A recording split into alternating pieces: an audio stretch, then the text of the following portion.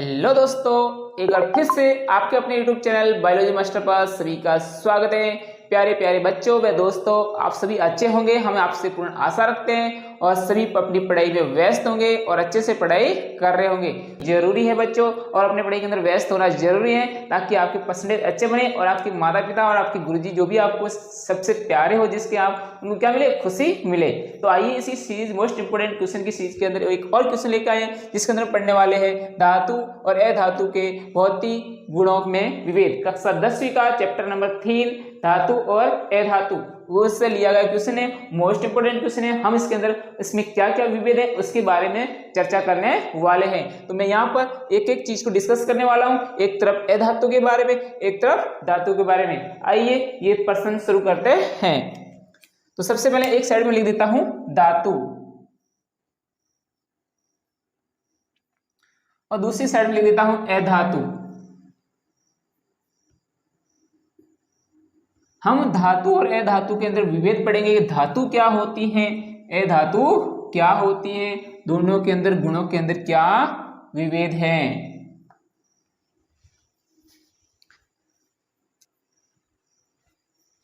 सभी को दिख रहा होगा पूरे बोर्ड पे। सबसे पहले हम बात करते हैं धातु का मोस्ट इंपोर्टेंट क्वेश्चन कि धातु की बात करोगे आप तो कोई भी धातु देखो, धातु पता है क्या होती है, धातु चमकीली होती है। सबसे पहला गुण बात करते हैं, धातु कैसी होती है, चमकीली होती है। तो आपको पता है जैसे कि सोना देखते हो, चांदी देखते हो, आप लोहा देखते हो, जब उसकी सतह को कट करते हैं तो उस समय देखते हो आपको चमकीली दिखाई देती है। वैसे तो क्या वातावरण से विक्रिया करके उसके ऊपर कोई ना कोई ऑक्साइड की परत जम जाती है, लेकिन अगर आप सामान्य धातुओं को देखते हो तो एकदम सतह चमकीली होती है, आपको चमकदार दिखाई देती है। तो मैं यहाँ पर एक अंतर लिख सकता हूँ कि धातुएं क्या होती है, अरे यह चमकदार होती है। देखो मैंने धातु धातु बार बार नहीं लिखूंगा, अधातु अधातु, अब सीधे यही लिखूंगा भाई, इसके अंदर हम अधातु की बात कर रहे हैं, इसके अंदर धातु की ही बात कर रहे हैं, तो सीधी बात लिखूंगा धातु क्या होती है, अरे चमकदार होती है। यह चमकदार होती है, क्या होती है, चमकदार होती है। तो पहला अंतर हमारे ये हो गया कि धातु चमकदार होती है। और ये धातु की बात करो, इसको मतलब सिंपल बात है, जो चमकदार है धातु है तो ये धातु क्या होगी, चमकदार नहीं होगी। तो दूसरी बात सिंपल बात होगी, ये धातु क्या हो, रे चमकदार नहीं होती है, चमकदार नहीं होती है। लेकिन सुनो, अपवाद तो हर जगह होता है। अगर आप कक्षा में बैठते पढ़ते तो वहां पर भी तो अपवाद मिलते होंगे, ऐसे बच्चे शैतानी करने वाले, तो शैतानी तो करनी ही चाहिए लेकिन कम, ठीक है। यहाँ पर भी तो कोई ऐसा शैतान है जो अपवाद है। अरे भाई सभी धातु पे चमकदार नहीं होती है, लेकिन यहाँ पर अपवाद है। क्या है अपवाद रे, अपवाद ये है कि इसके अंदर आयोडीन होता है। आयोडीन ये क्या होता है रे, चमकदार होता है। याद रखोगे। अगले अंतर की बात करते हैं। एक अंतर आपको सभी को समझ में आ गया, दूसरा अंतर क्या है। दूसरा अंतर की बात करो तो आपको पता चलेगा कि धातु सामान्यता क्या होती है रे, ठोस होती है। धातु सामान्यता क्या होती है, सामान्यता क्या होती है, ठोस होती है। अरे पदार्थ की अवस्था के बारे में पता है ना, ठोस, द्रव, गैस, लेकिन मुख्य रूप से तीन होती है। तो हम बात करते हैं जबकि अधातु यह सामान्यता तीनों अवस्थाओं में होती है, सामान्यता यह तीनों अवस्थाओं में होती है। किस अवस्था में होती है, तीनों अवस्थाओं में होती है। अब तीनों अवस्थाओं में होती है, इसका मतलब बात करेगी ये तो सामान्यता ठोस होती है, क्या होती है, ठोस, जबकि ये क्या होती है, सामान्यता तीनों अवस्थाओं के अंदर होती है। लेकिन अपवाद तो होते हैं। अपवाद की बात यहां पर करते हैं। अपवाद क्या हो सकता है दोस्तों, अपवाद ये होगा कि यहाँ पर एक धातु है जिसका नाम है पारा, जिसको हम बोलते हैं Hg, वो क्या है रे, द्रव अवस्था के अंदर पाया जाता है। अब यहाँ पर देखो रे, मैंने बताया कि तीनों अवस्थाओं के अंदर पाया जाता है। तो सबसे पहले बात करते हैं, ये गैस के रूप में भी पाया जाती है। धातु गैसों के अंदर कौन हो सकती है रे, नाइट्रोजन, N2, ऑक्सीजन, O2, है ना। इसी तरह से और क्या हो सकती है रे, हाइड्रोजन गैस है कि नहीं। तो दोस्तों दो अंतर आप सभी को पता चल गया होगा। अब तीसरे अंतर की बात करते हैं। तीसरा अंतर क्या लेते हैं, तीसरे अंतर की बात हम ये करते हैं कि धातुओं की अगर आप देखोगे तो धातुओं को आप खींच कर क्या कर सकते हो, लंबा कर सकते हो, उसको तार बना सकते हो। इसका मतलब धातुओं के अंदर तन्यता का गुण पाया जाता है। तो सिंपल की बात है, सामान्यता इसमें तन्यता का गुण पाया जाता है। इसमें किसका गुण पाया जाता है? तन्यता का गुण पाया जाता है। अब जैसे कि सोना, एग्जाम्पल के लिए क्या लिख सकते हो? सोना, पता है 1 ग्राम सोने के तार को अगर हम तार बनाएं, 1 ग्राम सोने से अगर हम सोने को अगर तार बनाए तो 2 किलोमीटर लंबा तार बन सकता है। तो बताओ इसके अंदर तन्यता का गुण पाया जाता है। जबकि सामान्यता अधातुओं के अंदर तन्यता का गुण नहीं पाया जाता है। ये ठीक है ना, इसको लंबा करके तार नहीं बनाया जा सकता। तो सामान्यता अधातुओं में तन्यता का गुण नहीं पाया जाता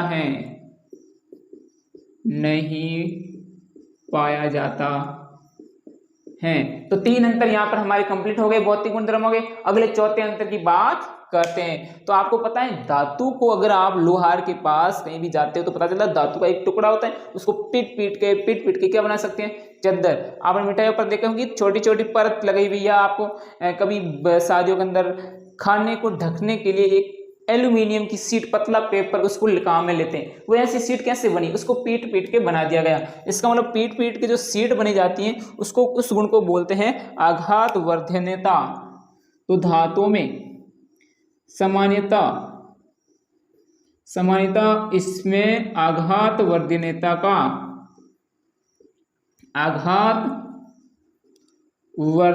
का गुण पाया जाता है। अब आघात वर्धन्यता का गुण पाया जाता है, इसका मतलब समझ गए ना? आघात वर्धन्यता का गुण मतलब इसको पीट के इसको क्या बना सकते हैं? चद्दर बना सकते हैं। जबकि अधातुओं को नहीं। यह सामान्यता क्या होती है रे? यह सामान्यता भंगुर प्रकृति की होती है। किस प्रकृति होती है? भंगुर प्रकृति की होती है। हाँ, ये भंगुर प्रकृति होती है। अगर आपने इसको पीटा ना उसकी तरह, धातु की तरह, तो ये बिखर जाएगी, इसकी चद्दर नहीं बनने वाली, ये क्या हो जाएगी? बिखर जाएगी। तो ये 4 अंतर हो गए। 5वें अंतर की फिर से बात करते हैं। आप देखोगे कि धातुएं क्या होती हैं? वे उष्मा व विद्युत की सुचालक होती है। आप किस देखते हो? लाइट के अंदर जो भी करंट वगैरह चल रहा है वो सारे किसके बने होते हैं? तार, धातुओं के बने होते हैं। अगर धातु के अंदर करंट डालोगे तो धातु करंट यहाँ से होता हुआ, ये तार मान लो, तो यहाँ करंट डालोगे तो यहाँ से करंट यहाँ आ जाएगा ना, तो ये धातु उष्मा की विद्युत की क्या होगी? सुचालक। वैसे ही अगर बात करूं मैं, यहाँ पर मान लो ये कोई रोड है, इसको मैं यहाँ से अगर गर्म कर रहा हूँ कोई जला के, तो यहाँ से क्या हुआ? ये तार यहाँ से गर्म होता रोड गर्म होती उष्मा यहाँ आ गई। इसका मतलब ये उष्मा की क्या हो गई? सुचालक। तो यहाँ पर 2 बात करी हमने कि धातुएं होती हैं, वो क्या होती हैं? विद्युत की सुचालक व उष्मा की सुचालक होती हैं। तो सामान्यतः यह है विद्युत व उष्मा की सुचालक होती हैं, उष्मा की सुचालक होती हैं। लेकिन अपवाद तो हर जगह होते हैं। क्या होते हैं? अपवाद तो हर जगह होते हैं। सीसा और क्या रे? पारा, जो कि क्या होते हैं? विद्युत व उष्मा के क्या होते हैं? कुचालक होते हैं। आई समझ में? धातुओं के अंदर अपवाद क्या है? सीसा व पारा क्या होते हैं? ये विद्युत व उष्मा के कुचालक होते हैं। बात करते हैं धातु के अंदर, तो ये तो सामान्यता क्या होती है रे? सामान्यता ये क्या होती है? उष्मा व विद्युत की, विद्युत व उष्मा की क्या होती हैं? कुचालक होती हैं। लेकिन अपवाद तो होते हैं। तो इसके अंदर क्या अपवाद हो सकता है? तो आपको पता होगा कार्बन का अपर रूप ग्रेफाइट, कार्बन का अपर रूप क्या है रे? अपर रूप क्या? ग्रेफाइट, जो क्या है? विद्युत का सुचालक हैं। क्या है? सुचालक हैं। तो आपको यहाँ पर अंतर पता चला होगा। छठे अंतर के बारे में, तो ये भाई जो ठोस होते हैं तो ये क्या होते हैं? ठोस तीनों अवस्थाओं के अंदर पाए जाते हैं। अगर ठोस क्यों है? क्योंकि उसका घनत्व तो क्या है? अधिक है। उसके जो परमाणु है, जो अंदर जो कण है, वो एकदम क्या है? पास पास में। इसका मतलब उसका घनत्व क्या है? अधिक है, तब वो जाके ठोस है। तो अगर हम घनत्व की बात करें, किसकी बात करें? घनत्व की। तो घनत्व की बात करें और साथ में एक बात और भी कर लेते हैं, मतलब गलनांक की। अगर मैं धातु को गलाऊंगा, पिघालूंगा, तो वह उसको पिघालने के लिए बहुत अधिक ऊष्मा की आवश्यकता होगी, लेकिन इसको पिघालने के लिए कम ऊष्मा की आवश्यकता होगी। तो हम बोल सकते हैं कि धातुओं का घनत्व व उसका गलनांक उच्च होता है। सामान्यतः इनका घनत्व व गलनांक उच्च होता है। ठीक है ना? इनका घनत्व व गलनांक क्या होता है? उच्च होता है। लेकिन अपवाद तो होते हैं। अपवाद क्या है रे? अपवाद ये है कि यहाँ पर सोडियम व पोटेशियम ऐसी धातु है जिसको आप चाकू से क्या कर सकते हो? आसानी से काट सकते हो। बताओ, अगर इतने ही सामान्यतः इसका घनत्व अधिक है तो वो ठोस होती है, इसको काट सकते हैं क्या? नहीं काट सकते हैं। लेकिन हम इसको आसानी से काट सकते हैं और ताप द्वारा उसको आसानी से गला भी सकते हैं। लेकिन अधातुएं सामान्यतः इनका घनत्व व गलनांक निम्न होते हैं। निम्न यानी कम। आई समझ में? तो अधातुओं के गुण के बारे में आपको पता चल गया कि सामान्यतः ये अधातुओं के अंदर इसका घनत्व व गलनांक क्या होता है रे? कम होते हैं, जबकि धातुओं के अंदर इसके गलनांक वे क्या होते हैं रे? उच्च होते हैं। अब हम बात करते हैं एक और गुण की। इस गुण का नाम है धावनिक गुण। धातुओं को आप बजाओगे, एक धातु को आपस में बजाओगे, टच करो, तो उससे क्या उत्पन्न होती? आवाज उत्पन्न होती है। इसका मतलब धातुओं के अंदर धावनिक गुण पाया जाता है। सामान्यतः इसमें धावनिक गुण पाया जाता है। अब धावनिक गुण पाया जाता है, इसका मतलब जब दो वस्तु आपस में टकराएंगी तो उसमें क्या उत्पन्न होगी रे? ध्वनि उत्पन्न होगी। और इनमें धावनिक गुण नहीं पाया जाता है।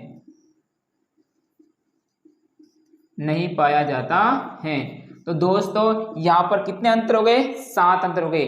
फिर बात करते हैं 8वें अंतर की। तो अंतर क्या है? तो 8वें अंतर की बात करते हैं तो आप देखते हैं कि धातु क्या होती है? कठोर होती है। आप उसको दबाते तो दबती नहीं है, बहुत क्या होती है?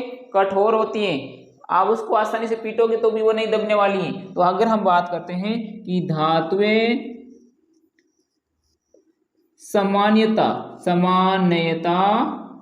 क्या होती है रे? कठोर होती हैं। अगर ये कठोर है तो वो क्या होगी? अपना आप इसका उल्टा, सामान्यता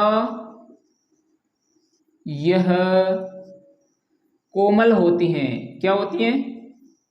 कोमल होती हैं। लेकिन अपवाद तो हर जगह होता है।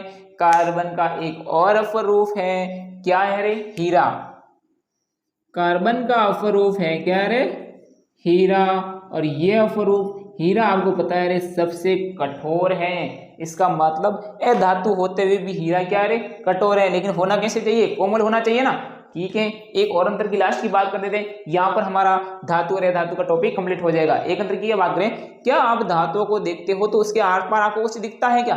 बिल्कुल नहीं दिखता है। जबकि अधातु के अंदर कुछ ऐसी अधातुएं जिसके आप आर पार देख सकते हो, पारदर्शिता होती है। जैसे कि गैस है, मैंने लिखी N2, O2 और H2, ये इस प्रकार की अधातु। देखो जितनी भी गैसें आती है ना, सारी अधातुएं होती हैं। जितनी भी गैसें होती कैसी होती? सारी अधातुएं होती। तो आप गैसों के आर पार देख सकते हो। तो हम इसके अंदर लिखते हैं कि धातुओं के अंदर पारदर्शिता का गुण नहीं पाया जाता है, जबकि अधातु के अंदर पारदर्शिता का गुण पाया जाता है। लेकिन कहाँ? गैसों में। कहाँ? गैसों में। तो एक नौवें यंत्र की बात कर देते हैं। इसमें पारदर्शिता का